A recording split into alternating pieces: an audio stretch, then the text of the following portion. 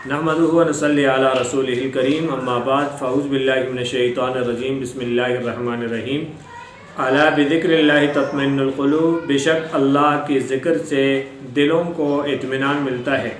मोहतरम नाज़रीन इकराम, हम आपको अपने यूट्यूब चैनल आपके ख्वाब की शरई ताबीर पर खुदा शामदीद कहते हैं और रब्बुल आलमीन से दुआ करते हैं अल्लाह ताला आपको खुश रखे, आबाद रखे और जुमला मसाइब और परेशानियों से हमेशा के लिए दूर फरमाए। आज की इस वीडियो में हम जिक्र करेंगे ख्वाब के अंदर शरबत पीने की शरई ताबीर क्या है। बहुत सारे लोगों ने ये सवालात किए हैं कि ख्वाब के अंदर अगर कोई आदमी शरबत पी रहा हो तो उसकी ताबीर क्या है। हज़रत इब्न सिरीन रहमतुल्लाह ताला अलैह इरशाद फरमाते हैं कि ख्वाब के अंदर शरबत पीना ये 6 वजह से होता है। नंबर 1 दीन की वजह से होता है कि इंसान का दीन की तरफ लगाव हो। नंबर 2 मनफ़ाअत यानी कहीं से कोई फ़ायदा मिले। नंबर 3 फ़ायदामंद इल्म यानी ऐसा इल्म जो इसको फ़ायदा पहुँचाएगा। और नंबर 4 उम्र दराज, लंबी उम्र इसे अल्लाह ताला अता फरमाएंगे। नंबर 5 ऐश की खुशी यानी इसे खुशी, राहत, इत्मीनान, चैन, सुकून नसीब होगा। और नंबर 6 हक़ ताला का ज़िक्र, अल्लाह ताला का ज़िक्र करने की इसे तौफ़ीक नसीब होगी।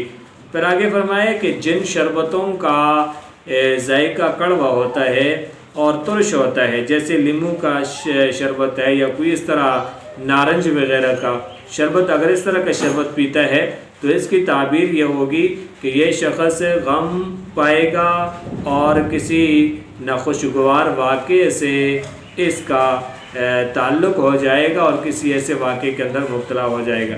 और अगर कोई ऐसा शरबत पीता है जिसकी तासीर मीठी है, जिसका जायका कड़वा नहीं मीठा है, जैसे आम तौर पर सेब वगैरह है या रूह अफ़ज़ा की शरबत है या कोई भी इस तरह शरबत है जिसका जायका मीठा है, अगर ख्वाब में वो पी रहा है तो खुशी और तारीफ़ पर दलील है कि लोग इसके काम पर खुशी का इज़हार करेंगे।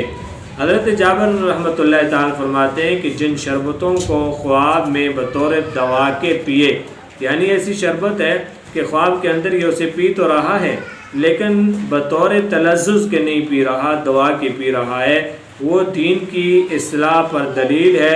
और जो दुआ के मतलब की नहीं है तो दुनिया की खैर और भलाई पर दलील है।